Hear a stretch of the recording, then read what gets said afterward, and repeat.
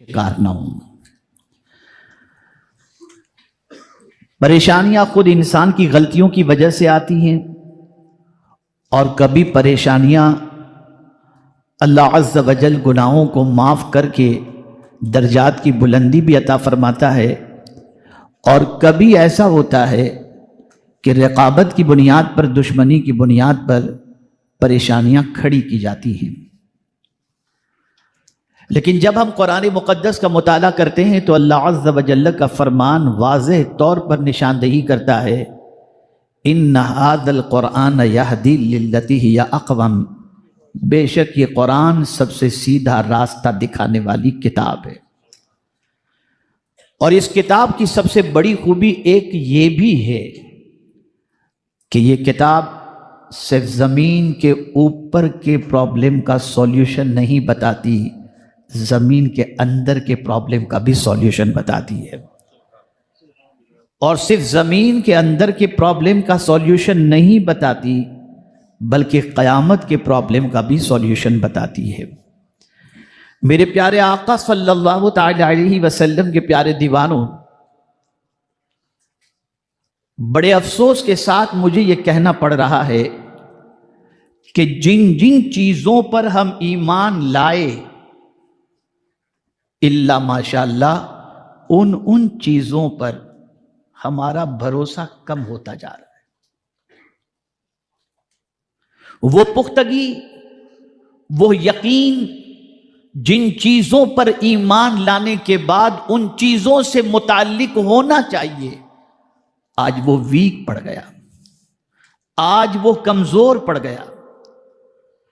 اگر آج کے مسلمان کو قرآن کے ذریعے سولیوشن پیش کیا جائے، رسول اعظم صلی اللہ علیہ وسلم کی احادیث کے ذریعے پرابلم کا سولیوشن پیش کیا جائے، تو مسلمان ہوتے ہوئے بھی آج کا مسلمان یہ کہتا ہوا نظر آتا ہے، ہاؤ از اٹ پاسبل، یہ کیسے ہو سکتا ہے؟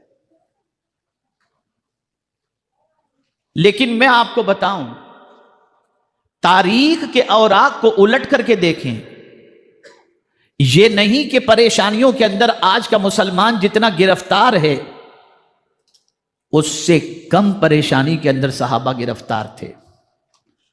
اگر ہم صحابہ کی زندگی کا جائزہ لیں تو ان کا تو اپنے آپ کو مسلمان شو کرنے پر ہی گرم ریت پر گھسیٹا جاتا، برف کی سیلیں ان پر رکھی جاتی، اور نہ جانے کتنی اذیتوں سے انہیں گزرنا پڑتا۔ لیکن اس کے باوجود جو کچھ پیغمبر رحمت صلی اللہ علیہ وسلم فرماتے اور جو علاج عطا کرتے، اس پر وہ ثابت قدم رہتے، اور دنیا نے دیکھا کہ رحمت عالم صلی اللہ علیہ وسلم کے عطا کردہ علاج کی بنیاد پر اللہ رب العزت جل جلالہ نے انہیں کامیابی اور کامرانی عطا فرمائی۔ میرے پیارے آقا صلی اللہ علیہ وسلم کے پیارے دیوانوں، اللہ عز و جل جو ہر شے کا خالق ہے، خود وہ فرماتا ہے اللہ خالق کل شیء، وہ اپنے بندوں پر بہت مہربان ہے۔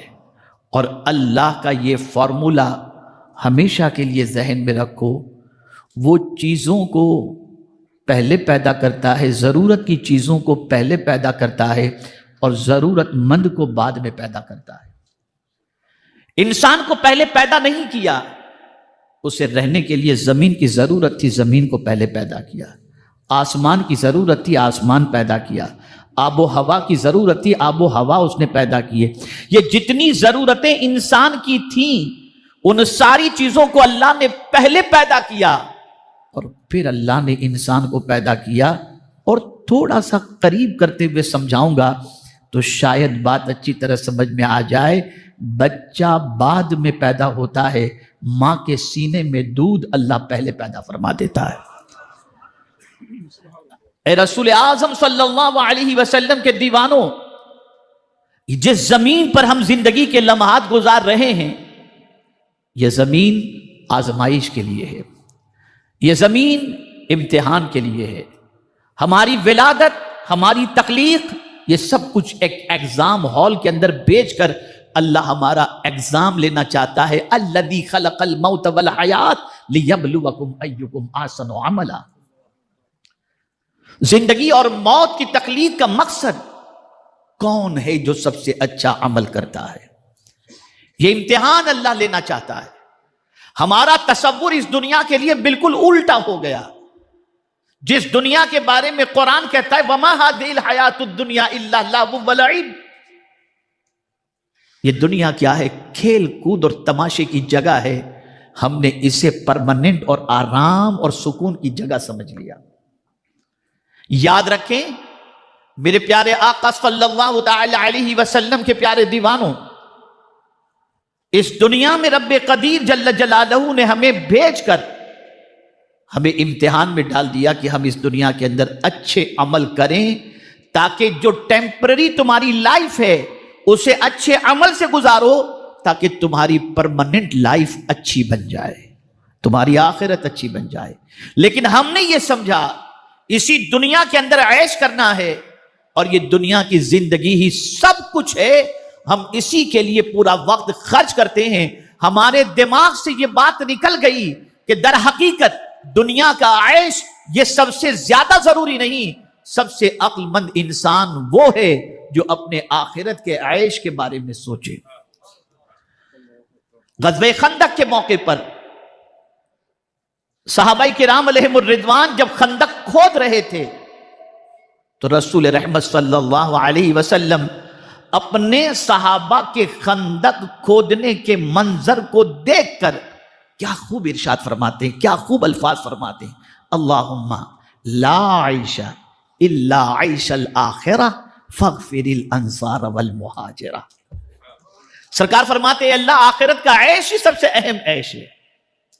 اور پھر حضور صلی اللہ علیہ وسلم نے مہاجرین اور انصار کے لیے مغفرت کی دعا فرمائی۔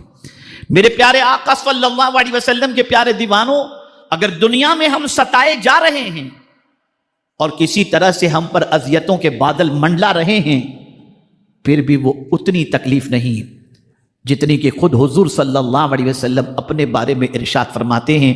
آقا فرماتے ہیں انبیاء کرام ستائے گئے، اور انبیاء کرام میں سب سے زیادہ میں ستایا گیا، اور جو بھی مجھ سے محبت کرے گا وہ ستایا جائے گا۔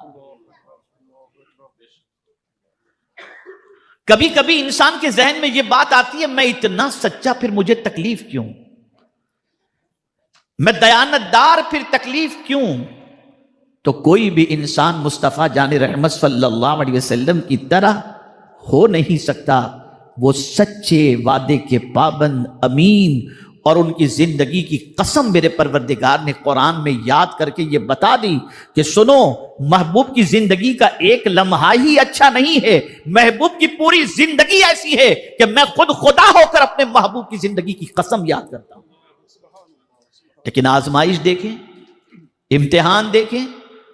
رئیس القلم علامہ ارشد القادری صاحب علیہ الرحمۃ والرضوان کی ایک بہت چھوٹی سی کتاب ہے محمد الرسول اللہ قرآن کے آئینے میں صلی اللہ علیہ وسلم، اس میں انہوں نے لکھا ہے کہ میں نے حضور کی سیرت کا مطالعہ کر کے یہ جاننے کی کوشش کی کہ سرکار صلی اللہ علیہ وسلم نے آرام کی زندگی کتنے سال گزاری، تو فرماتے 61 سال میں نے حضور کی زندگی کو دیکھا کہ صرف تکلیفی کے اندر گزری، صرف 2 سال حضور کی زندگی کے آرام میں گزرے ہیں۔ آپ ذرا سوچو، میرے پیارے آقا صلی اللہ علیہ وسلم کے پیارے دیوانوں، تو کیا اللہ تکلیف اس لیے دیتا ہے اپنے بندوں کو کہ وہ ناراض ہے؟ نہیں، وہ تکلیف دے کر کے بھی کرم کرتا ہے کہ ان تکلیفوں کی وجہ سے گناہوں کو معاف فرما دیتا ہے۔ وہ چاہتا ہے میرے بندے تو دنیا میں تھوڑی تکلیف برداشت کر لے، ان تکلیفوں سے تیرے گناہوں کو معاف کر کے جہاں تجھے پرماننٹ رہنا ہے نا، وہاں کے لیے تیری راحت کا سامان کر دیا جائے۔ اسی کو قرآن نے کہا ما اصابک من مصیبت فبما کسبت ایدیکم ویعفو عن کثیر، بہت سارے گناہ تو اللہ یوں ہی معاف فرما دیتا ہے۔ اب آئیے میں آپ کو سمجھاؤں، مصیبتوں سے متعلق مختصر سی تمہید کے بعد what we will do in this situation، ایسی سچویشن میں ہم کیا کریں؟ ہمارے پاس کون سی طاقت ہے، ہمارے پاس کون سی قوت ہے؟ اللہ نے ہمیں کون سا علاج عطا کیا جس علاج کی بنیاد پر ہم اس مصیبت سے نکل سکیں؟ تو پہلے آپ دیکھیں جن چیزوں سے اللہ نے آزمانا ہے اس کا ذکر کیا، وَلَنَبْلُوَنَّكُمْ بِشَيْءٍ مِّنَ الْخَوْفِ وَالْجُوعِ وَنَقْصٍ مِّنَ الْأَمْوَالِ وَالْأَنفُسِ وَالثَّمَرَاتِ وَبَشِّرِ الصَّابِرِينَ۔ اللہ نے فرمایا کہ ہم ضرور تمہیں آزمائیں گے، کچھ خوف سے، کچھ بھوک سے، کچھ مال کی کمی سے، کچھ اولاد کے نقصان سے، لیکن اس آزمائش کی وجہ سے اگر کسی نے دامن صبر کو تھامے رکھا اور شور نہیں مچایا، دامن صبر تھام لیا، تو اپنے محبوب سے رب فرماتا ہے وَبَشِّرِ الصَّابِرِينَ، صبر کرنے والے کو خوشخبری سنا دو، خوشخبری سنا دو۔ اور آپ دیکھیں یہ آیہ کریمہ پہلے نہیں ہے، آزمائش کا ذکر پہلے نہیں، اس آیت سے پہلے اللہ نے فرمایا استعینوا بالصبر والصلاۃ، صبر اور نماز سے مدد طلب کرو۔ یعنی جب کبھی تمہاری کیفیت ایسی ہو جائے کہ ہم تم کو آزمائش میں گرفتار کریں تو گھبراؤ نہیں، آزمائش میں بعد میں گرفتار کریں گے، پہلے ہم تمہیں علاج عطا کر دیتے ہیں کہ جب کبھی تم پر آزمائش آئے تو تم دو چیزوں سے مدد حاصل کرو، نماز سے مدد حاصل کرو اور صبر سے مدد حاصل کرو۔ ایک سوال میں آپ سے پوچھتا ہوں، ٹو بی فرینکلی، مصائب کا علاج ہم کہاں تلاش کرتے ہیں؟ مسجد میں؟ سجدوں میں؟ نہیں۔ آپ پوری احادیث کی کتابوں کو کھنگال کر کے دیکھیں اور رسول اعظم صلی اللہ علیہ وسلم کی حیات طیبہ کا مطالعہ کریں تو آپ کو پتا چلے گا کہ شاید ہی کوئی تکلیف ایسی ہو جس میں حضور صلی اللہ علیہ وسلم نے نماز سے مدد نہ دی ہو۔ بارش نہیں ہو رہی، قحط کا زمانہ ہے، سرکار نے نماز استسقاء کا اہتمام کیا۔ کوئی حاجت ہے، صلاۃ الحاجت پڑھی۔ آپ ذرا اندازہ لگائیں، گناہوں میں گرفتار ہو تو سرکار نے صلاۃ التوبہ کی تعلیم عطا فرمائی۔ ہر پریشانی کے لیے نماز کو اللہ کے رسول صلی اللہ علیہ وسلم نے طاقتور بتایا۔ اور ایک چھوٹی سی بات ذہن کو روشن کرنے کے لیے میں بتا دوں اور ذہن کو کھولنے کے لیے، استعینوا بالصبر والصلاۃ، پہلے صبر کا ذکر بعد میں نماز کا ذکر، توجہ چاہوں گا۔ صبر کا ذکر پہلے کیا، صلاۃ کا ذکر بعد میں کیا۔ کبھی کبھی مصیبتیں اتنی بڑھ جاتی ہیں اور اتنی تکلیف ہوتی ہے کہ آدمی بے صبرہ ہو کر کے کسی کی بات ماننے کو تیار یا کسی کی ڈیمانڈ کو ماننے کو تیار ہو جاتا ہے۔ کربلا کو لے لیجئے، کتنی سخت مصیبت، بیٹا شہید، بھتیجا شہید، بھانجا شہید، رفقا شہید۔ ڈیمانڈ تھی اس وقت، کیا ڈیمانڈ تھی؟ یزید کی بیعت کو امام حسین قبول کر لیں۔